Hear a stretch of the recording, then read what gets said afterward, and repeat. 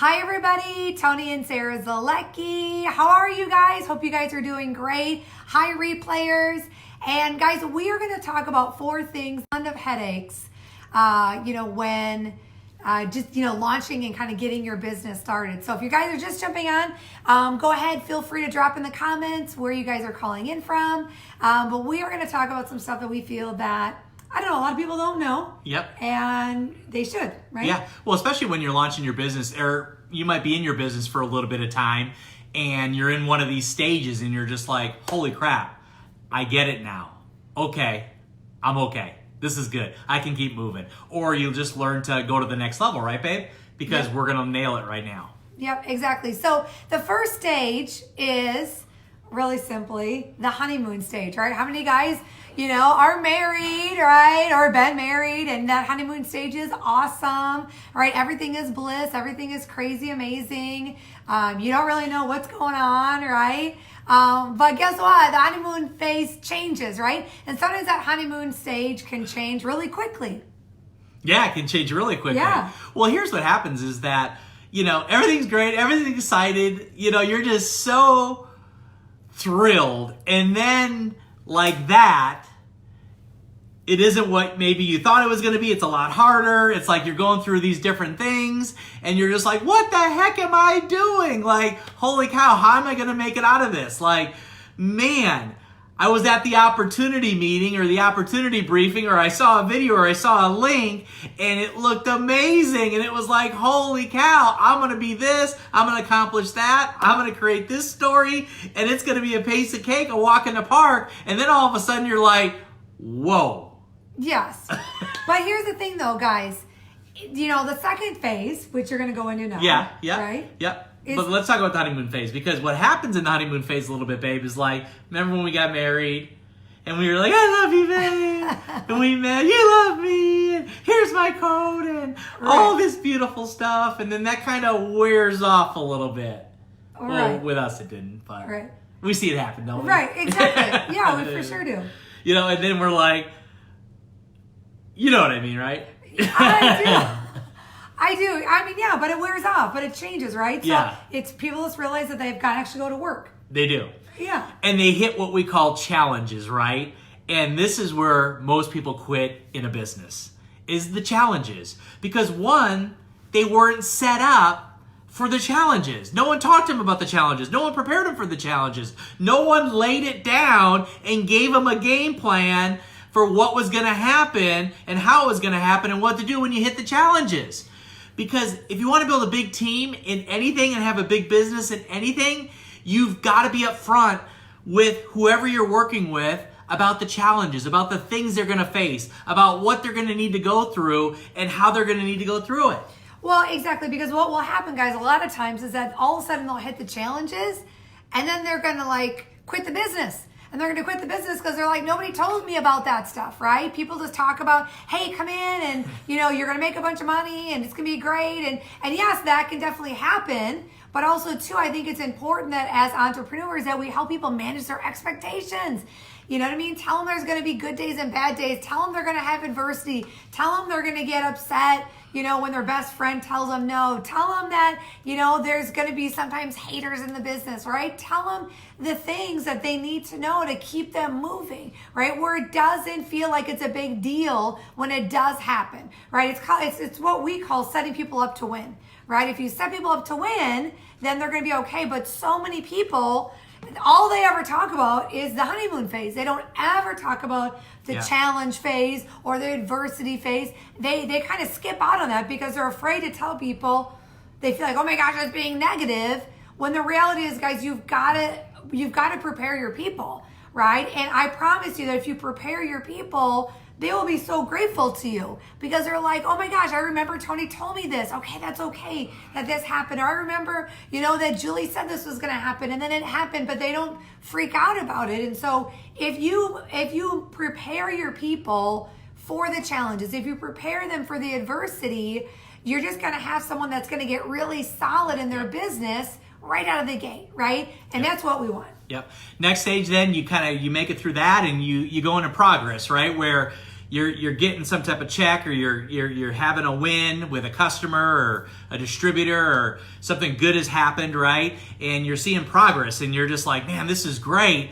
This is incredible, because you're like, man, it's working. Like, holy cow, the team is growing a little bit. The customers are coming on. Like, people are getting this. Like, man, I can now see light at the end of the tunnel, and I can see how I'm going to get to that next rank, or that, whatever goal you might have, or whatever goal you set up. You kind of see that it's happening, and it's going to happen, and you just feel really good about it, which leads to the next step or stage, which is then management mode, right? Right. And that's when people are they fall into it, because it's the biggest trap, in my opinion, I've seen the last 20 years in the profession, is management mode, where you start having some success, and then all of a sudden you go into managing, and you're just like, you're in front of the computer, you're hitting refresh, the volume's not going up, refresh, why ain't the volume going up, refresh, and you're just like, what the heck is going on? Why aren't my people working? They need to be working harder. They need to be selling more. They need to be recruiting more. They need to be bringing more people to events. My people aren't working.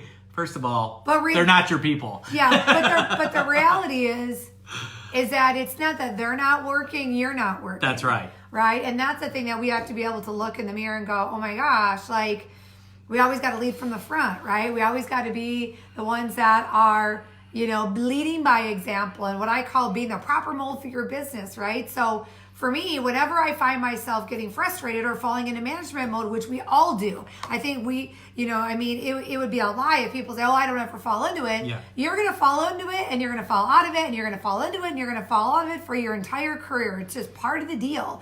But being able to be aware of that when you do fall into that, where it's like, I tell people, like, just because you bring some people in doesn't mean you need to, like, start, like, mother henning them, right? There's a lot of moms and there's a lot of girls that are watching this live. We mother hen people to death, right? Oh my gosh, like, we don't want to do that, because you don't ever teach your people how to become independent, right? And guys, our main job is to help people become independent as fast as possible. And if we're doing management mode, oh my gosh, guess what's happening? We are totally doing our team a huge disservice. We're not letting them grow up. We're not letting them skin their knees. We're not letting them fall off the bike and get back on and keep going, right? And so, so for me, whenever I find myself getting frustrated with my team, right? Drop me a one if you're someone that, even if you only have a couple people in your group, if you ever found yourself frustrated, right? You're like, I'm finding myself frustrated at my group. It's not moving faster. They're not bringing enough people in, or whatever it is, right? And we all fall into that. Yeah. But the reality is that for me, like, that's my number one cue, like, in my gut, is like, if I'm feeling frustrated, I'm like, Sarah, you know what? You're in management mode right now. Like, you got to go back. You got to do what you did in the beginning to get you where you are today. And you got to start reconnecting with people and start building those friendships and start introducing more people to the business and doing those daily disciplines every day, and working hard, working hard to not fall back into that management mode. And so that management mode can kill people. I mean, I see more people that just kind of like hang out in their group, and their group is just there. But if you're not, you guys know, if you're not growing in this business, you're dying. And so we want you guys to be continuously growing, even if it's a slow growth. I tell people, guys, early on in my business, I have very slow growth, but I had growth, right? And so I don't care how fast your growth is or how slow your growth is growth, right?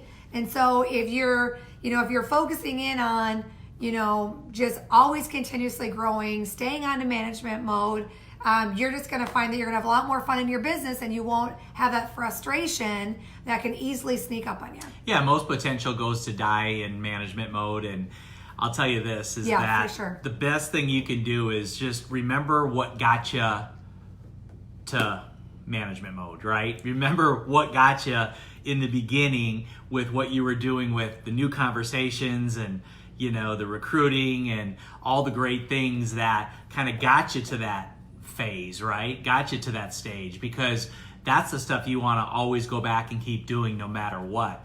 And Sarah and I, we always do that. We're like, you know what? We've got to lead by example. We've got to make sure that, when these contests come out, we're on the leaderboard and the scoreboard with everybody else, because they need to see we're doing the work still. They need to see we're still engaged. They need to see that, we're actively, in the field building it just like everybody else. And that will go a long way to a big team. Yep, exactly. Awesome.